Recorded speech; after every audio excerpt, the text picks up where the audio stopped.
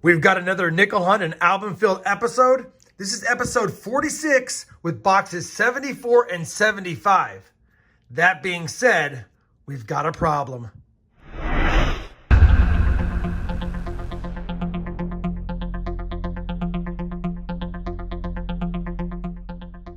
Hey everyone, it's Rob Finds Treasure and welcome back to my channel. Many of you are enjoying my hunt and fill series, both of them being the penny and the nickel series, and I'm having a lot of fun doing them. Now, if you haven't caught up on my nickel hunt and album fill series in itself, I always have a link to the playlist for this series, both down below as well as pinned up here, so you can check it out before you see the progress we've made on this nickel album. Now, in the intro, I did state that we had a problem with this box, and I'll definitely get to that here in a second, but I want to make sure that those that are caught up, you'll recall that out of all of the nickel spots in this album, we only need the Key Date 50D. Now, I get asked quite a bit in the comment section, how many boxes do I think it'll take? I don't know. I know that I've hunted 700-800 boxes of nickels in my time, at least in the last 3 years, and we've only found 2 or 3 of the 50Ds in all of those boxes. So it might not be possible to find, but we're going to keep going at least until the 100th episode, and we'll take it from there. Hopefully we don't go all the way to 100 episodes, but you never know. Now, as a reminder, we definitely could use some upgrades. There's a few dog nickels in here, especially in the silver nickel years. And there's a few other nickels that every time I find one in the boxes, they just don't replace the ones that are in here. But that being said, the vast majority of these nickels are in fantastic shape. So the album is definitely a very nice album. Hopefully we can find that 50D. If not, find some silver or buffaloes. And at worst case, maybe get one of these spots upgraded. Now, getting back to the boxes, I always pop the tops of the boxes to make sure I have circulated nickels, and there's not a problem with this one whatsoever. Definitely have circulated nickels, so that should be a full box hunt. Unfortunately, when I popped the top of this box, I noticed it had both circulated and uncirculated nickels, so I took the liberty of taking all the coin rolls out and inspecting them, and upon inspection, we've got about 24 nickel rolls that have circulated enders, and we've got 26 of them that have brand new 2021 enders on both sides. Now, it doesn't mean that we're not going to find some circulated nickels in those final 26 rolls, but it also means we might have a lot of uncirculated nickels in the first 24 rolls. So I thought about not including this as a box, but of course it'd be my luck that if I didn't film it, this would be the box with the key date. And so we're going to go ahead and film it and count it as box 75, since we know it's about halfway full of circulated nickel rolls, or at least it appears that way. Now that we've caught you up, now that you know the drama that's box 75, we're going to kick it off with the certain box first and have some fun, and then we'll have to see what kind of luck we get in the second box for the second part of the video. As always, I'll be using my nickel coin hunts mat to check for any varieties, key dates, semi-key dates for both the Jefferson nickel years as well as the Buffalo nickel years. And fingers crossed we get lucky enough to find one of those V nickels that I very rarely find in my boxes. All right, we've talked long enough. Let's kick it off. I'll bring you guys in on my first find. Well, the very first roll, the first box of this hunt's going to give us a 40s nickel. It's just the 1947 Philadelphia, I believe. It is, but it gets us on the board, and we're off and running. We're on roll number 6, and the third coin in is a 1939. It was pretty nice, so I thought it was going to be a 1959, but I did look at it, and it is definitely a 1939. In this kind of condition, this could be a key date. We just need a mint mark if it is.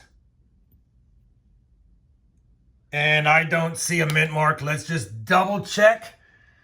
Yeah, no mint mark, but is it the DDR double die reverse? And you would see it on 5 cents in Monticello.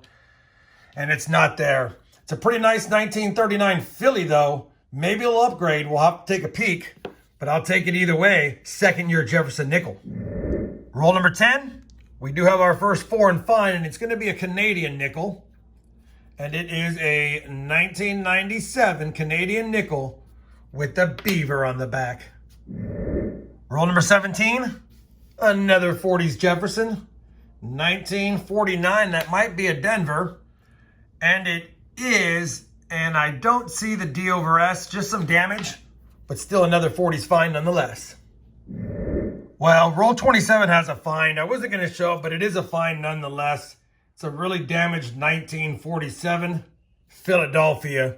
We'll add it to the board and look for better examples. Well, we found a better example because roll number 28, thought I saw a silver edge, removed it, flattened it, and yeah, we have a silver edge right there. Third coin in.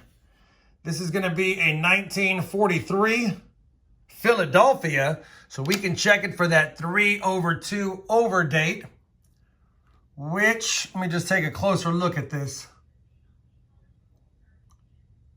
It's got some damage in there. I'll wipe that away, but I don't think that's the 3/2, but I'll double check it, and we'll take a look at his eye for the doubled eye. And I don't see the doubled eye either. Let me spend a few seconds on that 3, and if it's nothing, I'll bring you back in with the next find. If it's something, I'll bring you back in with what I found. Roll 29, we have another find, and it's another 1949, minted in Philly this time. And for those wondering, this was not the overdate. There is no doubling. I cleaned the area away, and clearly just a 43p, but another silver found, and silver for the 2021 jar, and could be an upgrader. Roll number 40, and it's amazing to me how some boxes never have certain years, and some have a whole bunch of a year. In this box, we just found our third 1949, and this one is, I believe there's a mint mark there. We'll double check. No mint mark, just a little bit of damage there that threw me off. Either way, third 1949, not one we find very often. Oops, right there. Well, we're on roll number 43, and it's going to have a few finds, so I'm going to keep you here. But once again, we've got another 1949. And is that an S? No, it's a Denver. And it's not the D over S that I can tell, but I will work on that in a second because I do see something around there besides gunk. A few coins later, I already saw the edge. We've got a 1941 Philadelphia, and I can see we have another Canadian. So 3 finds in the front half of the roll. That's an 87. Not too bad.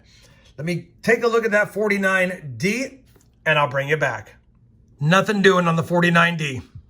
Let's get back to the hunt. Well, that's going to do it for the first nickel box, and it was not that great of a box. We had 5 in the 50s, 8 in the 40s, but one of them is a silver war nickel, so I'll take it.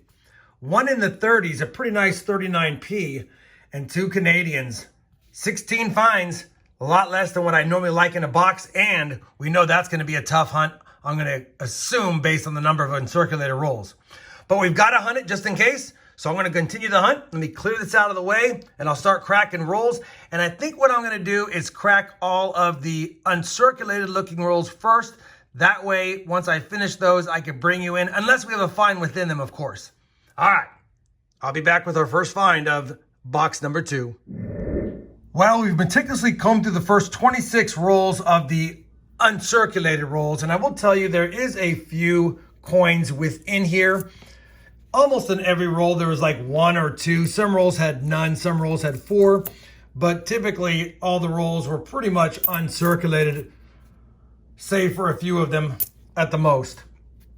No finds other than, believe it or not, we did pull out a really nice 1965 uncirculated. No steps. There might be half a step, but not uncommon to not see steps on the 60s and 50s nickels at all. Still a nice one. Could upgrade the album. Odd seeing that one in there, but no blank planchets. Nothing to speak of. We're done with the 26 uncirculated rolls. Hopefully the mix of those is enough circulated ones for a few finds for the board.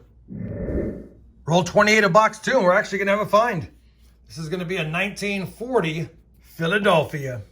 Roll number 32 of the second box, and we've got a reeded edge.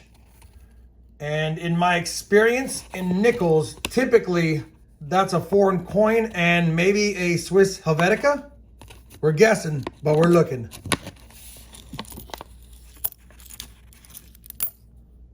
No, it is a Cayman Islands. We'll take it. Cayman Islands, I guess it's a nickel, although it says 10. I'm not familiar with the Cayman Islands denominations, so if you guys want to put it in the comments down below, we've got 10 something, and I don't know what it is, but I'll take it. Same roll, and we've got a 1947 Philadelphia in decent shape. Well, compared to the last one for sure. Roll number 35 of the second box, and looks like it's the 1947 and 1949 years, and I believe that is going to be a 1947S. Not a key date or semi-key date, 1 year off, but still a good find nonetheless, and maybe an album upgrader. Roll number 37, and you guessed it, we have another 1949. And there is a mint mark, and I'm not seeing it as well as I'd like, and it's a 49S. Unbelievable. That is a semi-key date, and it's in decent shape to boot. A little bit of contact mark on them, but 49S semi-key date, and more importantly, another 49. Let's get back to the hunt. Roll number 42. We've got something other than a 47 or a 49. This time, a 1948 Denver. Well, we finished that 2-box tough nickel hunt. Based on the number of uncirculated rolls, we really got about a box and a half at best, but we had 6 in the 50s. We got 13 in the 40s, including the war nickel and the 49S semi-key date, 1 in the 30s, and 3 foreign finds. Definitely a lot lighter than normal, but you're gonna go through boxes like this, and it was about time that we did. That being said, I do need to double check against the album, see if we have any upgraders, because we know we don't have the 50D to complete it. Let me go ahead and do that, and I'll bring you guys back in with a look at the album. Well, we've combed through the finds, guys, and nothing was able to upgrade. That beautiful 65, we have a beautiful 65.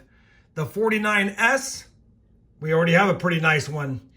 The 47S also is a pretty nice one. On top of that, that 43P is about equal with the one we have in the album. The one in the album has a little more color and luster, so I'm just going to leave it despite the little gunk that's on it.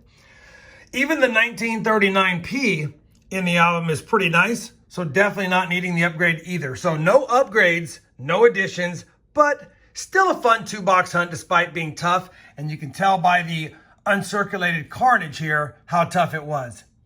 Either way, we're going to continue this nickel series. We knew we probably wouldn't find the 50D, and at the end of the day, we got a semi-key date, a 1939 in great shape, and a 43P war nickel for the collection. If you're enjoying this nickel hunt and album fill series, even though it's starting to slow down now, I still would appreciate that thumbs up. And as always, everyone, happy hunting, and thanks for watching.